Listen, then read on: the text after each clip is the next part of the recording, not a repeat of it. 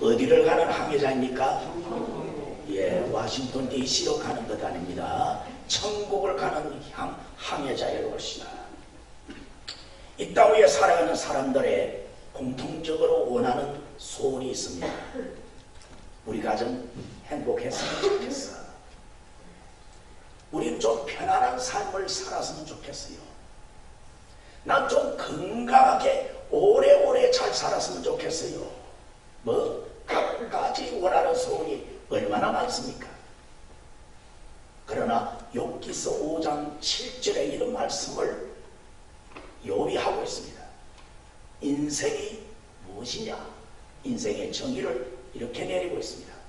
인생은 고난을 위하여 태어났나니 마치 불티가 하늘을 나누는 것 같다. 인생은 고난 때문에 태어났다는 겁니다. 아주 시적인 의미로 욥이 말하고 있습니다. 가만히 놔두더라도 불티가 튀어오르듯이 인생 자체가 참 힘들고 어렵다는 겁니다. 우리 인생에 때로는 허리케인이 불러오듯이 폭풍우가 불어올 때 정말 난감합니다. 자, 오늘 사도행전에 보면 사도 바울 선생이 간절히 원하는 바 가이사랴 필립보에서 재판을 다행스럽게 끝내고 로마에 가서 내가 재판을 받기를 원한다고 했습니다. 죄수 아닌 죄수로 로마로 가게 되죠. 그런데 배를 타고 로마로 가는 중에 지중해에서 유라굴로 강풍을 만납니다. 오늘 우리 허리케인과 똑같은 광풍입니다.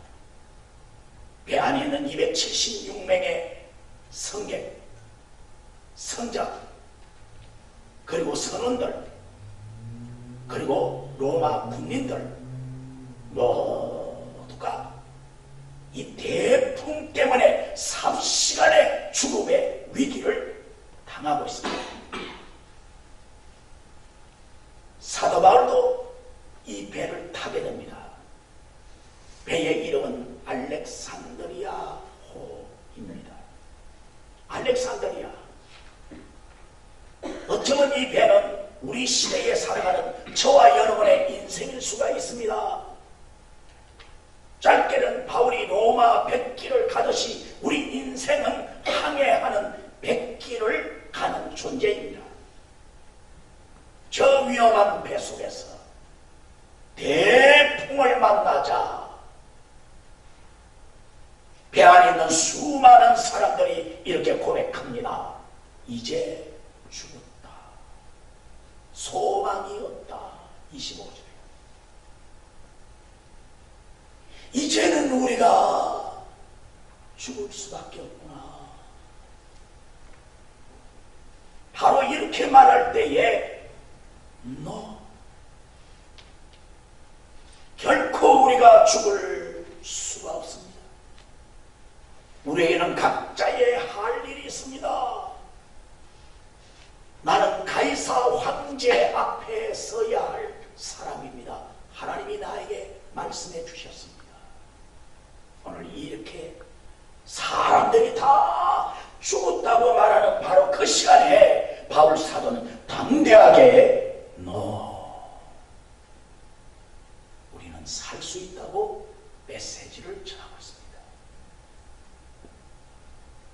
오늘 위대한 사도 바울의 신앙을 우리가 발견할 수가 있습니다.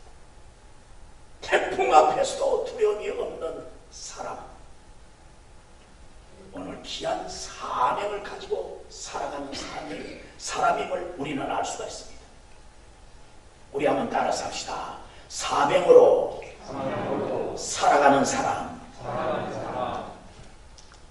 A person who lives on a mission. 사명으로 붙잡고 살아가는 사람. 사도 바울을 우리 알렉산드리아 호 안의 위기 가운데 그의 모습을 우리가 발견합니다.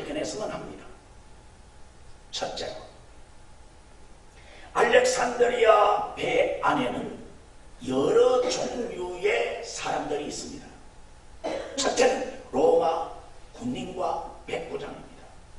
이 사람의 이름은 율리오라는 백부장입니다. 여러분, 로마 백부장은 무슨 직책입니까? 자기 수하에 100명의 군사를 거느리고 있는 장교입니다. 로마 제국 시대는 군인들이 세계를 지배했습니다. 군 장교는 어디를 가더라도 높은 인정을 받고 대우를 받았습니다. 오늘 이 율리오 백부장, 유대의 죄수들을 이끌고 그 가운데 바울 사도도 들어있습니다. 배를 타고 지금 로마로 가는 중입니다. 그러므로 27장 1절에 보면 이 율리오 백부장이 아구스토데라는 군대 사역의 명칭이 나오죠. 이 아구스토데 안에 소속되어 있는 장교입니다. 아구스토데는 황제 직할 부대입니다. 지방 주둔군과 황제 사이에 연결 지어주는 그런 병사라 이 말이에요. 거기에 지도자라 이 말이에요. 대단한 맹애로운 직책임을 우리는 알 수가 있습니다. 이 율리오 백부장은 실제적으로 배를 지휘하는 지휘관입니다. 백부장은 어떤 위기가 오면 자기가 칼을 가지고 모두를 다 죽일 수 있는 그런 권력을 소유합니다. 또 한 사람이 있습니다. 배의 선장입니다. 11절에 나옵니다. 알렉산드리오호는 로마 시대의 큰 배임을 알 수가 있습니다. 오늘로 말하면 대형 상선입니다. 자기 휘하에 수십 명의 선원들이 지금 있죠. 이 사람은 배를 지휘하고 리드할 수 있는 그런 특별한 권한을 가지고 있고, 그리고 배를 조종할 수 있는 특별한 전문인입니다. 지중해를 항해하는 베테랑의 선장이라 이 말이에요. 지중해를 손바닥처럼 지금 다 자기가 볼 수 있습니다. 지식과 기술을 갖고 있고 능력을 갖고 있는 그런 직책이 바로 선장입니다. 그런 반면에 놀랍게 이 배의 선주가 타고 있습니다. 주인, 배 소유자. 11절에 나오죠. 당시는 큰 배의 선주가 함께 배를 타고 갈 때가 많았습니다. 여기 곡물선의 배를 가진 주인이니 그 당시에 얼마나 이 사람이 부자였다는 것을 우리가 추측할 수가 있습니다. 여러분, 그 외에 죄수들을 또 데리고 가고 일반 승객들을 데리고 가죠. 그 가운데 사실 배 안에는 백부장이라는 권력자, 지식과 기술을 가지고 있는 선장, 물질의 힘을 갖고 있는 선주, 이 사람들의 힘은 배 안에서 대단합니다. 그러나 여러분 보세요. 유라굴로 강풍이 불어왔을 때에 백부장의 권력이 아무 소용이 없었습니다. 선장의 기술적인 힘도 소용이 없었습니다. 선주의 물질의 힘도 그 풍랑 앞에서는 아무런 힘이 없었다 이 말이에요. 이걸 알아야 합니다. 유라굴로 폭풍이 불어왔을 때에 폭풍 앞에는 권력도 인간의 지혜도 물질의 힘도 이거는 아무것도 아니란 말이에요. 속수무책이었어요. 곡물을 나르는 배였지만 로마 점령지에서 생겨난 정치범을 지금 체포하러 가는 바울 사도, 이 태풍 앞에 바울 사도도 위기를 함께 처하고 있습니다. 근데요, 여러분 잘 보세요. 여기 11절을 보면 백부장이 선장과 선주의 말을 바울의 말보다 더 믿더라. 이 11절 아주 중요합니다. 자, 우리 한번 따라서 해봅시다. 백부장이 선장과 선주의 말을 누구의 말보다 더 믿어요? 바울의 말보다 더 믿더라는 겁니다. 여러분, 바울 사도가 배가 출항하려고 할 때에 기도를 하는 중에 영감이 옵니다. 지금 날씨가 좋아요. 일기가 대단히 좋은데 출항을 하기 전에 우리 기독교인들은 다 기도를 하지 않습니까? 이 백기를 하나님 지켜주세요 하고 기도하는데 영감이 오는 거예요. 지금 떠나면 배가 위험하다. 대풍랑을 당한다. 영감이 왔습니다. 그래서 배의 출항과 모든 것을 주관하는 백부장에게 말합니다. 백부장, 내가 기도해보니 이 배가 지금 떠나서는 안 됩니다. 여기 항구는 미암이라는 항구인데 이 미암이라는 항구를 떠나지 말고 여기서 겨울을 지나고 떠납시다. 로마로. 백부장이 선주를 부릅니다. 선장을 부릅니다. 목사라고 말하고 선지자라고 말하고 선교사라고 말하는 저분이 지금 죄수로 재판받으러 가는데 저 사람이 무슨 하나님의 응답을 받았는지 지금 이 백기를 떠나면 안 된다고 말하는데 당신들의 생각은 어떠소? 라고 질문을 하니까 선장이 피시시 웃는 거예요. 웃기는 소리 듣지 마세요. 나는 지중해를 환히 아는 사람입니다. 수백 번 배를 이끌고 항해를 한 사람입니다. 지금 일기를 보세요. 아직도 풍랑이 올 수가 없습니다. 괜찮습니다. 선주는 미암이라는 항구를 몇 달을 지나자가 가니까 빨리 공물을 전달해주고 돈을 받아야 되잖아요. 자기 비즈니스 문제로 말미암아 빨리 가야 되니까 선주도 맞습니다. 그래서 백부장이 선장과 선주의 말을 바울의 말보다 더 믿더라는 겁니다. 결국은 미암이라는 항구를 떠나서 더 로마에 가까운 피닉스라는 곳으로 가게 됩니다. 출항합니다. 바울의 위험한 경고에 선장은 바울을 건방지게 여깁니다. 자기가 무슨 배를 타보지도 않고 선장 일도 해보지도 않고 기술도 없고 인포메이션 없는 사람이 뭘 기도했다고 그게 맞느냐고. 너 틀렸어. 선주는 로마에 빨리 가서 돈을 회수해야 됩니다. 비즈니스상 빨리 가기를 원합니다. 그래서 선장의 말을 두둔합니다.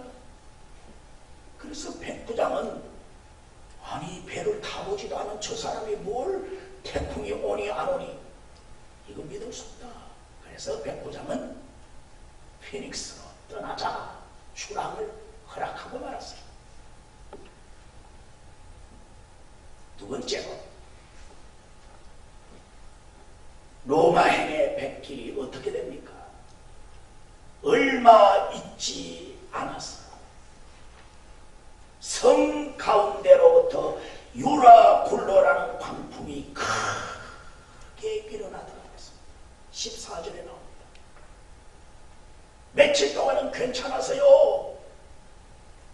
그러나 점점 피닉스로 가는 중에 물결이 급하게 움직이지고 파도가 거세어지고 유라굴로 강풍이 새까만 폭풍과 함께 불어오는 거예요. 유라굴로 강풍, 흔히 지중해에서 겨울철에 불어오는 강풍입니다. 여러분, 우리 플로리다는 지금 강풍, 허리케인이 자꾸 옆으로 피해가요. 저 오른쪽으로 피해가고 또 왼쪽으로 피해가고. 그래서 제 친구 목사님들이 그거 보고 양 목사님 이 태풍 허리케인가 그래 괜찮습니까? 이렇게 말해요. 아주 염려가 되고 한국에도 또 전화가 왔어요. 그래서 양 목사가 있는 한 괜찮습니다. 지금 다들 그렇게 했어요. 뭐 저 때문에 폭풍이 안 오는 게 아니라 제가 조금 거시기 하지만 그렇게 말했습니다. 여러분, 유라굴로, 유라라는 것은 동쪽입니다. 굴로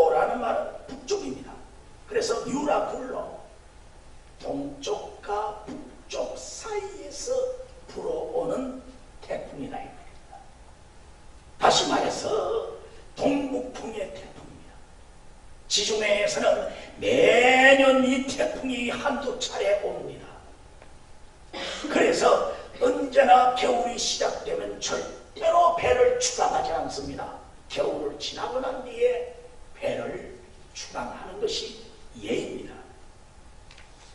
바울이 이 경고를 했지만 결국은 말을 듣지 않아서 태풍을 맞이했다는 겁니다.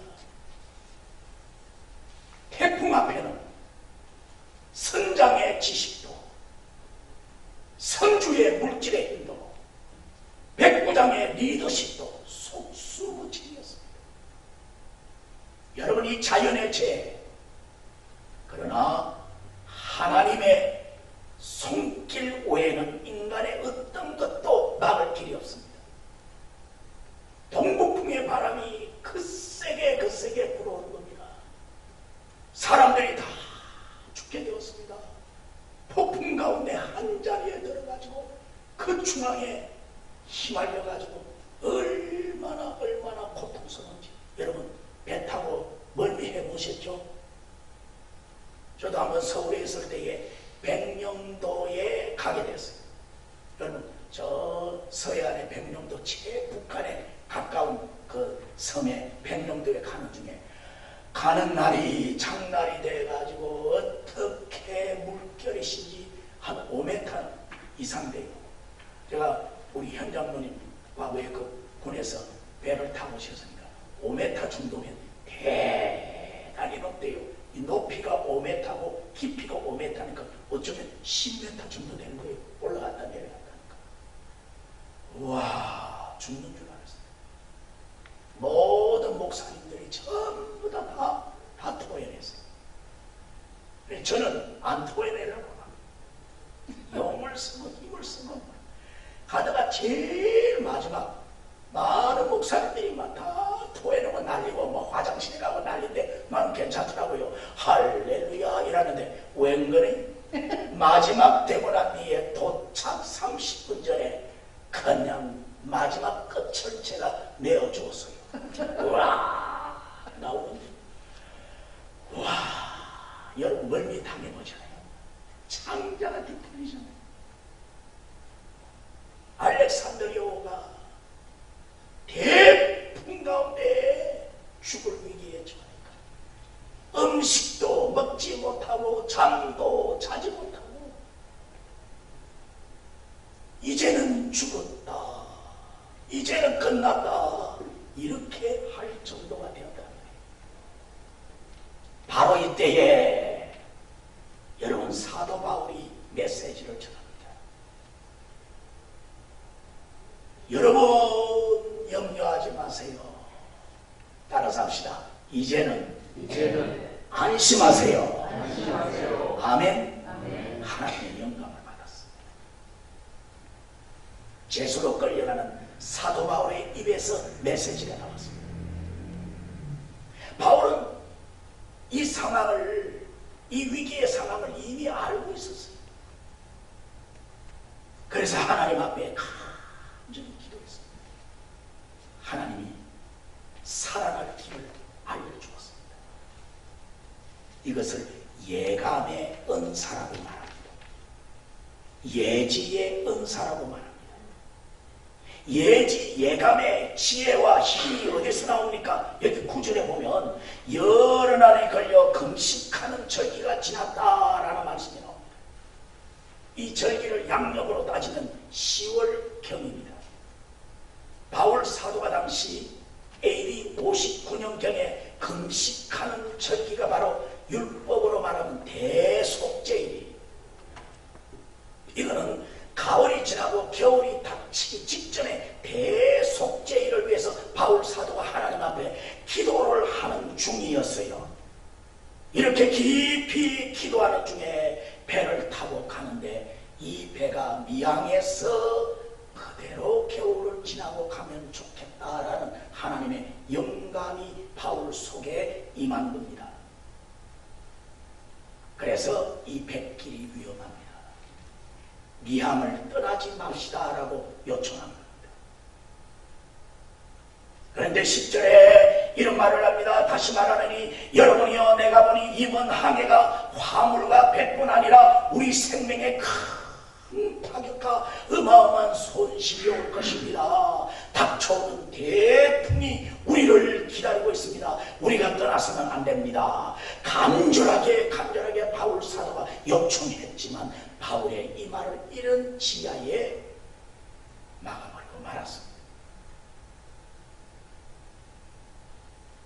여러분, 처음에는 백부장이 바울을 제대로 믿지 않습니다.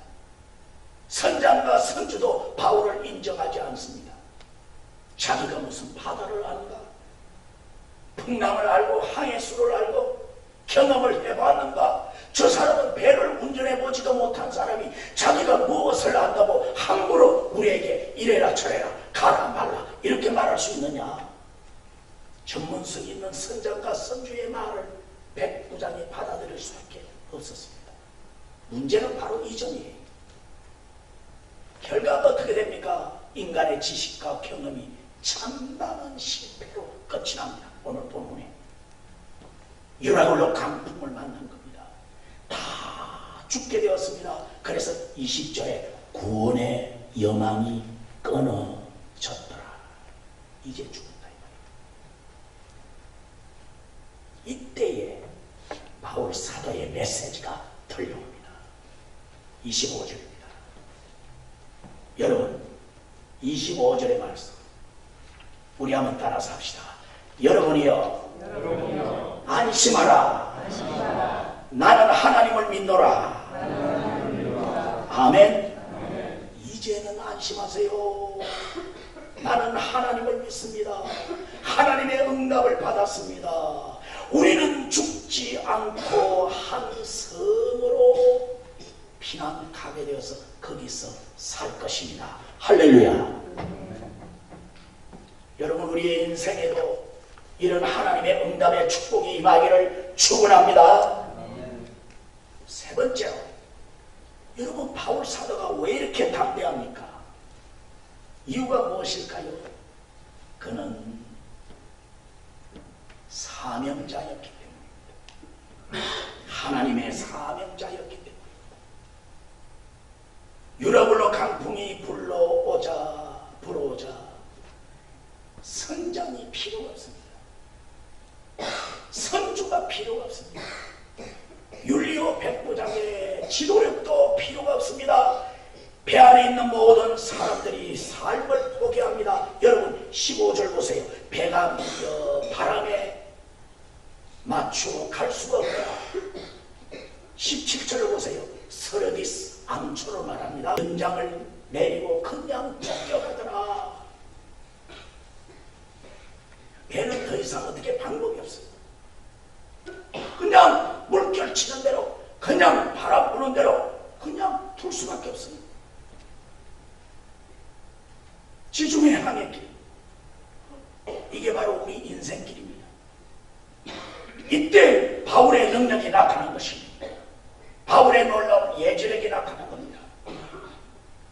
담대한 바울의 모습을 우리는 봅니다. 따라서 합시다. 바울은 사명감에 살았습니다. 여러분, 사명감이 어디서 나옵니까? 23절. 나의 승기는 하나님의 사자가 어젯밤에 내 곁에 서서 말씀하시더라. 나의 속한 바, 바울 사도의 자신이 속한 바가 어디인 것을 알고 있습니다. 나는 예수 그리스도에게 속했다는 거예요. 율리오 백부장이 아구스토대에 속하여 막 자랑하듯이, 그러나 바울 사도는 하나님에게 속했다는 겁니다. 우리 한번 따라서 해봅시다. 우리는 하나님께 속했습니다. 두려워하지 마시길 바랍니다. 여러분, 바울은 분명히 자기 소속을 말하고 있습니다. 사명감의 능력은 어디서 옵니까? 내가 섬기는 하나님으로부터 왔다는 겁니다. 오늘 사명자는 누구와 비슷합니까? 하나님의 사자와 비슷합니다. 여기 하나님의 사자가 자기에게 어젯밤에 나타나서 말씀해 주었다는 거예요. 여러분 여기 하나님의 사자는 헬라어로 앵글로스라는 말입니다. 주의 천사라는 말입니다. 사도 바울에게 하나님의 천사가 어젯밤 기도할 때에 바로 옆에서 너는 죽지 아니할 것이다. 가이사 앞에 사명을 감당할 것이다. 너는 하나님의 사명을 감당하고 절대로 이 풍랑 가운데 죽지 않는다. 너는 가이사 앞에 설 것이다. 이렇게 하나님의 사자가 응답해 주었다는 겁니다. 여러분, 어젯밤이 언제입니까? 어젯밤이 언제입니까? 바로 모든 사람이 죽었다고 말하는 그 밤입니다. 사람들이 먹지도 못하고 잠자지도 못하고 태풍 가운데 다 이제는 죽었어, 이제는 끝났어 이렇게 말하는 그때에 바울 사도가 기도하니까 그 밤에 하나님의 사자가 나타나고 하나님의 사자가 염려하지 마라. 너는 죽지 않는다. 가이사 앞에 설 것이고 그리고 한 섬에 너희가 갈 것이다. 이렇게 응답을 해주었다. 여러분, 하나님과 함께하고 하나님이 동행하면 절대로 삶에 아무리 어려워도 흔들림이 없습니다. 아멘. 아멘. 하나님이 살려주는 겁니다. 내가 지금까지 살아있다라는 뜻이 무엇일까요? 여기서 나의 사명감을 우리는 발견해야 되지 않을까요? 오늘은 여러분 아침에 무슨 말씀을 가지고 교회 나오셨습니까? 무엇을 듣고자 하나님 앞에 나오셨습니까? 내 인생의 배가 출항할 때에 여러분은 무엇을 듣고 있습니까? 아직도 내 삶에 불안합니까? 근심과 걱정이 나를 사로잡고 있습니까? 여러분, 하나님의 말씀을 듣기를 축원합니다. 하나님의 음성을 듣고 여러분이 담대하고 믿음으로 용기를 갖기를 주의 이름으로 축원합니다. 주님이 여러분과 함께하면 어떤 곳이라도 두려움이 없을 줄 믿습니다. 사명을 발견하는 것이 중요합니다. 하나님의 소리를 분별하셔야 합니다. 나이가 60이 들고 그 다음에 조금 더 되면 70이 들면요, 그 다음에 80으로 점점 가면요, 연세가 이 많은 분들에게는 4가지가 찾아온답니다. 첫째는 60이 자꾸 노쇠해져서 약한 부분이 많아져요. 병이 많아져요. 병이 자꾸 와요. 둘째는 나이가 많아지면 친구가 다 친구로 떠납니다. 갑니다. 나중에는 혼자 남습니다. 그래서 나이가 많아지면 고독합니다. 세 번째는 무슨 일을 할 수가 없어요. 무능해집니다. 영어도 자꾸 단어 외우도 잊어버려요. 어떤 사람 다리미로 한참 옷을 다니는데 전화가 왔어요. 그래서 전화기를 잡고 여보세요 해야 되는데 그걸 잊어버리고 다리미를 붙들고 여보세요 하는 바람에 오른쪽 볼이 그냥 다리미로 헐어졌습니다. 여러분, 함부로 전화 받을 때 주의하셔야 됩니다. 벨만 울리면 붙들고 그냥 붙이면 이게 벌개집니다. 어떤 분은 핸드폰을 도무지 찾을 수가 없어. 어디 갔나 핸드폰 하니까 나중에 찾다가 포기해갖고 에라 모르겠다 밥이나 먹자 하고 냉장고를 열으니까 핸드폰을 여러분 식기 음식을 였는데 핸드폰도 같이 넣어놨어.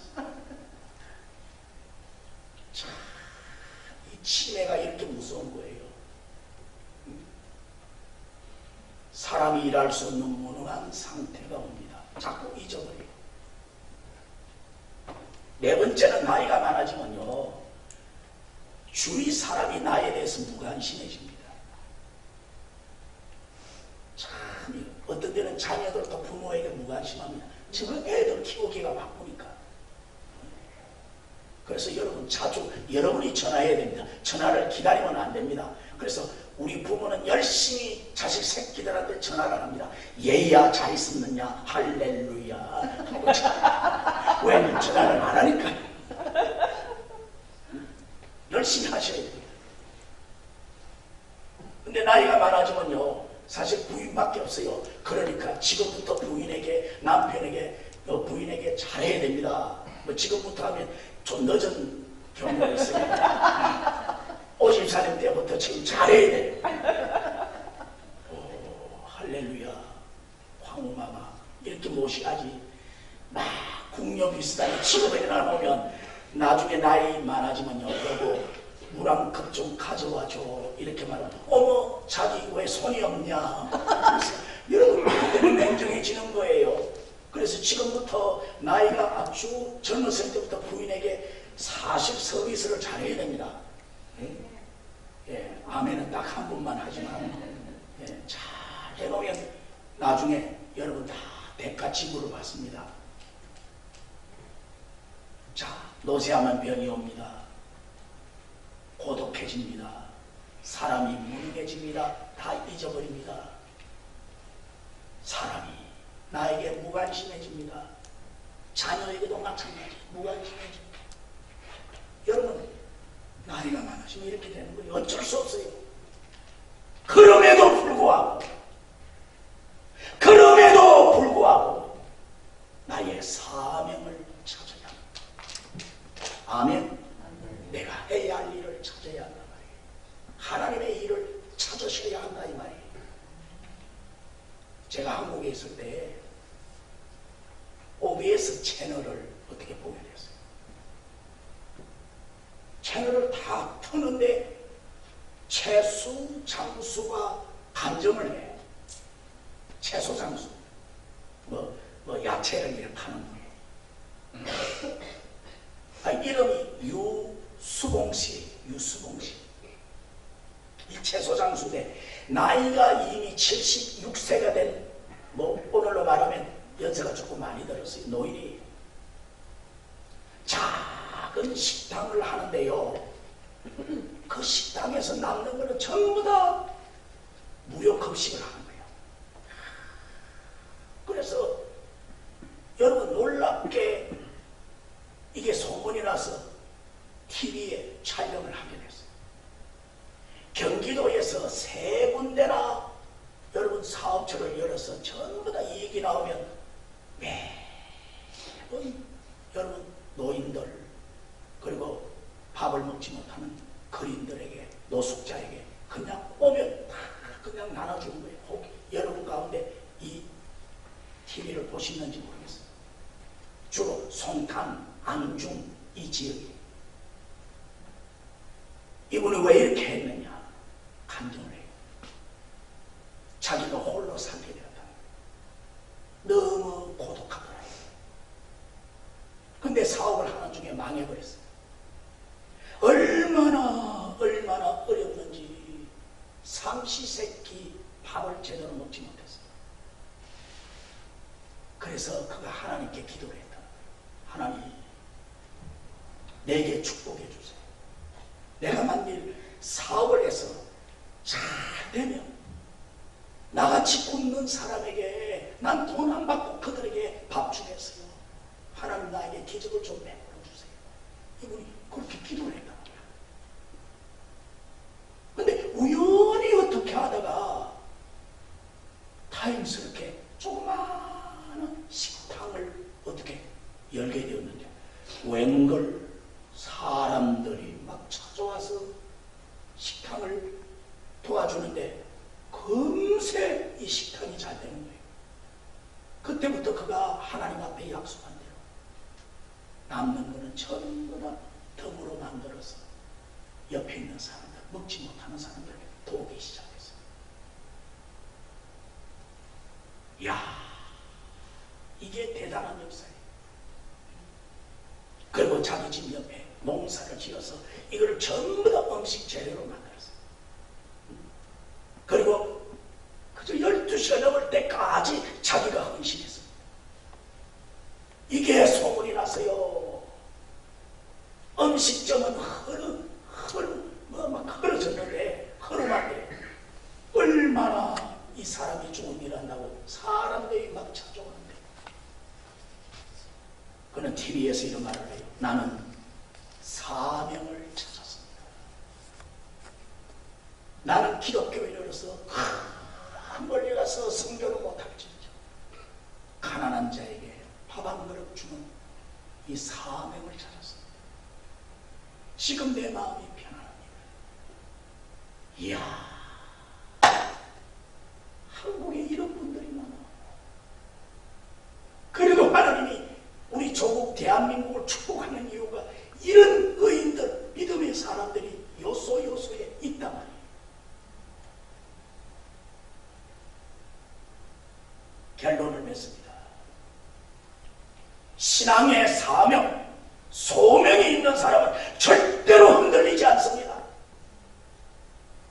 믿음의 소명이 있는 사람은 절대로 어려움이 오더라도 넘어지고 쓰러지고 실망하지 않는다 이 말이에요.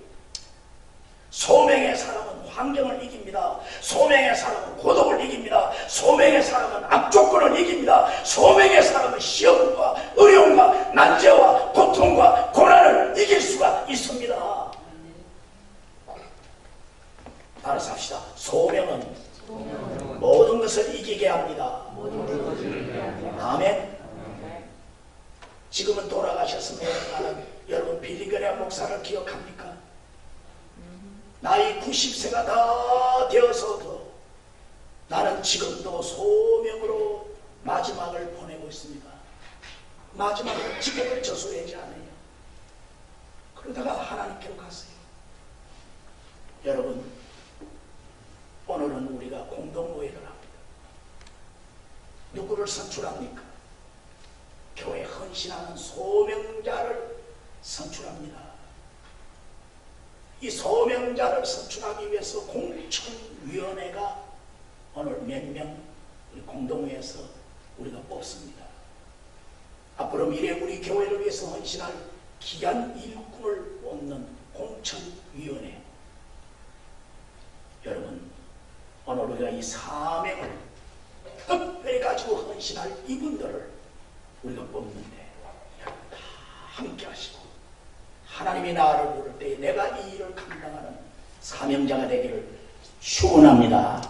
기도합니다. 하나님 아버지, 감사드립니다. 소명자는 절대로 두려워하지 않습니다. 사명을 가진 사람은 절대로 낙심하지 않습니다. 사명을 가진 우리가 오늘 이 시간에 특별히 공동모회로 모여서 공천위원들을 뽑고자 합니다. 우리 교회의 미래를 함께할 일꾼을 뽑고자 하고 우리 공천위원들을 하나님이 선택하시고 축복하여 주옵소서. 예수님의 이름으로 축복하며 기도합니다. 아멘. 이제 우리